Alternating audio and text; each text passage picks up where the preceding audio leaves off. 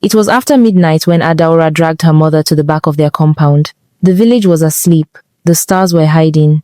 The mango tree stood tall, watching as if it already knew what was about to happen. Mama Adaora was still breathing. Her legs were tied. Her mouth was covered with cloth. Her wrapper was soaked with tears and wet soil. But she was alive, and the one holding the shovel was her own daughter. Adaora didn't cry. Her face was dry. Her eyes looked cold, like she had swallowed something dark. She had dug the shallow grave with her own hands hours earlier, slowly, carefully, the same way she used to plant cassava with her mother as a child. Just 1 week earlier, Adaora had been the pride of the village. Quiet, respectful, beautiful. The kind of girl everyone expected to marry a good husband or travel abroad. But what nobody knew was that Adaora was breaking inside. She was tired of praying with no results. Tired of poverty that followed her like a shadow. Tired of her mother's pressure, the way she shouted every single day. And most of all, tired of her mother's mouth. Every morning Mama Adaora would shout, "Look at your mates. They are married.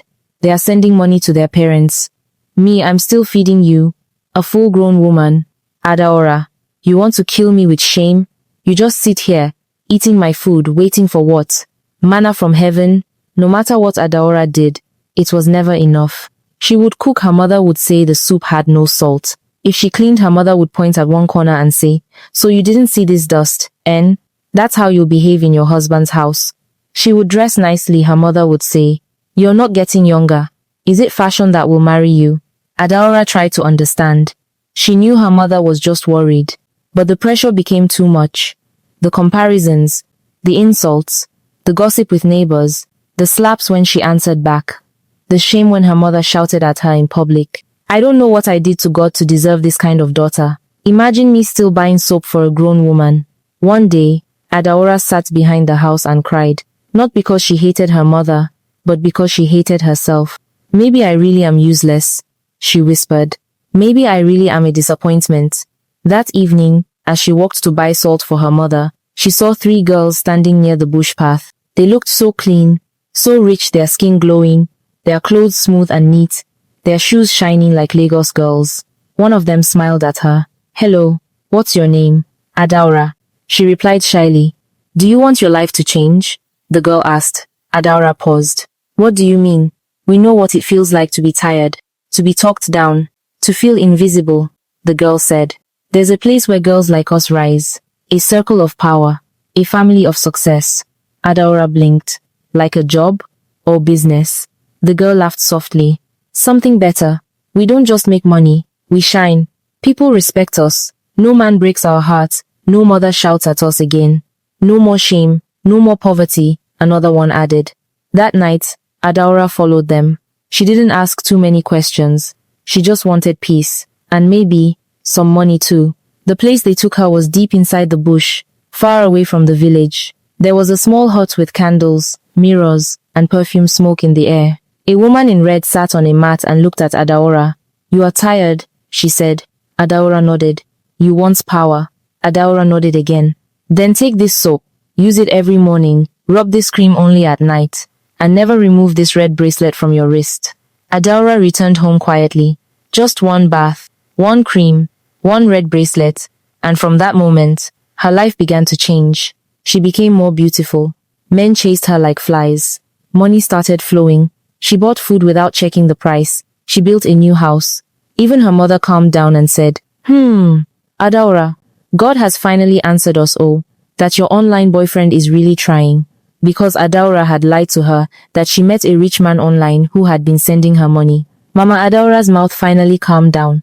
She started bragging in women's meetings. "My daughter's husband is rich, oh. He's coming from abroad to marry her soon." Women clapped. Some were happy. Some were jealous.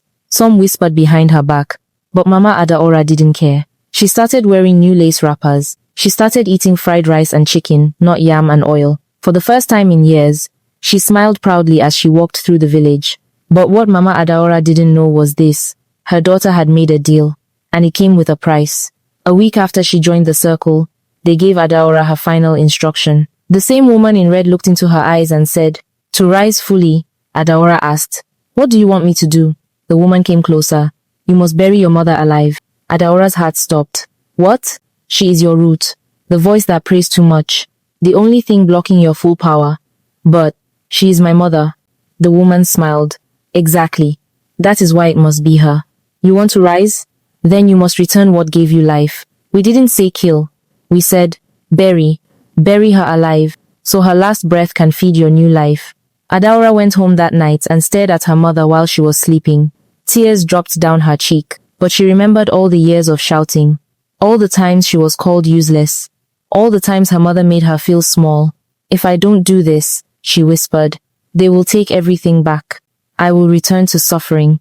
She wiped her tears and made a plan. Now, here she was, digging the grave behind the house. The mango tree above her was quiet. Her mother was still moving. Her eyes were shaking. Adaora dropped the shovel and knelt beside her. I'm sorry, Mama, she said. Her mother made a sound, trying to speak. Her tears mixed with the sand. I have no choice, Adaora whispered. They said this is the only way I can be great. Then she stood up. She picked the shovel, and she started covering her mother with sand. 1 scoop, 2, 3. Her mother kicked, twisted, begged with her eyes. But Adaora didn't stop. She was crying, but her hands didn't stop moving. Soon, only the wrapper was showing. Then, the cloth. Then, nothing. Just a patch of wet soil, and silence. The next morning, Adaora was sitting in the compound, filing her nails. When people asked, where is Mama? She answered, she traveled to visit her sister. She said she'll be back in 3 weeks. And nobody ever suspects the daughter. They say blood money never lasts, but Adaora didn't care. Not when she finally had everything she ever dreamed of. Within days of burying her mother, Adaora's life changed completely. The very next morning, men in tinted jeeps started coming to her compound, parking in front of the house and handing her bundles of cash. One gave her a key to a new car. Another wired her money just for being beautiful. Suddenly, everyone in the village wanted to be her friend. The same neighbors who used to gossip about her now greeted her with smiles. The same women who mocked her mother's shouting were now lining up to collect wrappers and rice from Adaora. She became untouchable. Adaora wore perfumes that smelled like royalty. Her skin shone like fresh palm oil. She moved through the market like a queen. People whispered, she must have married a big man. Maybe she's doing Yahoo Plus. Maybe God finally remembered her. But no one could ask too many questions because Adaora looked too powerful. And rich people don't owe explanations. She hosted a big party to celebrate her online fiancé. White canopies, jollof rice, fried chicken, drinks flowing, music shaking the village square. Children danced, men shouted in praise. The villagers clapped as she made a speech. This is just the beginning, oh. I'm taking Mama abroad soon. They didn't know Mama was already underground. Her friends came to her secretly, asking for help. Ada baby, show us Wena. Is it true you met a man on Facebook? Please connect me. Just touch my phone, let some of your luck enter. Adaora would smile and say, it's just grace.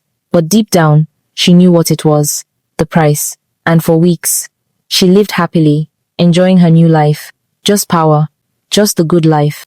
But then, it started small. She would be alone in the house and hear someone calling, Adaora, Adaora, why? My daughter, why?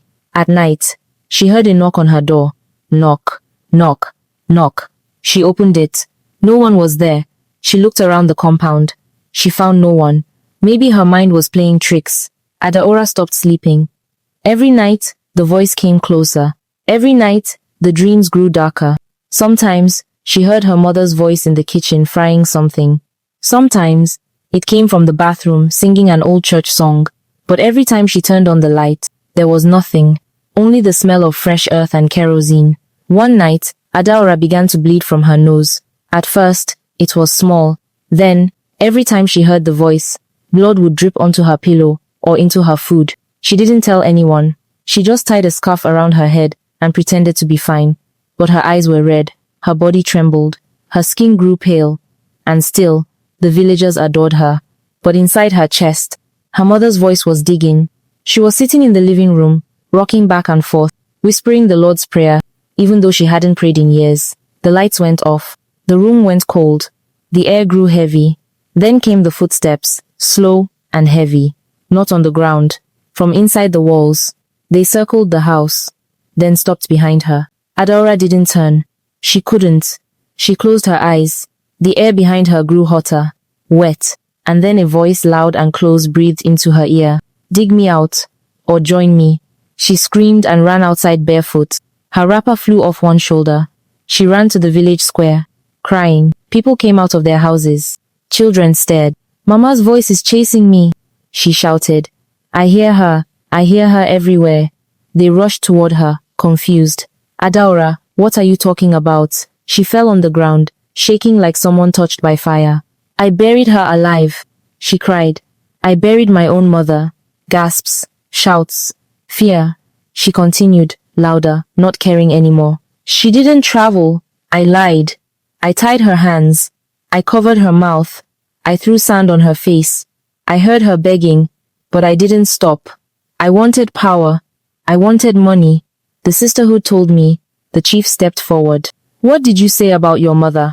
Adaora turned to him, weeping, her hands clawing at her face. "I killed her with my hands." She was still breathing. Silence. Shock. Adaora sat with her hands tied. She was no longer speaking, just rocking, her eyes blank, whispering, "She won't leave me. She won't leave me. She's inside me." The village elders gathered. The chief shook his head. "She must pay." Someone asked, "Should we send her to prison?" The oldest woman in the village, who had seen many things, stood up slowly. "No prison can hold a girl who buried her own mother alive," she said. "Let the ground take her. Let her go back where she sent her mother. We must bury her alive too. This is our tradition." The villagers buried her beside her mother. No songs, no prayers, just silence. And to this day, nobody in the village plants anything near that mango tree, because some nights, if you walk too close, you will hear two voices whispering from the ground, one calling, one answering. Greed may open doors, but it always demands a price. No amount of wealth is worth the blood of someone who once gave you life. When we trade love for power and family for fortune, we may enjoy for a while, but the dead do not forget. What you bury unjustly will rise to bury you. Thank you so much for watching this story. Where are you watching from? And what lesson did you learn? Please share your thoughts in the comments. Don't forget to like, share, and subscribe for more inspiring stories.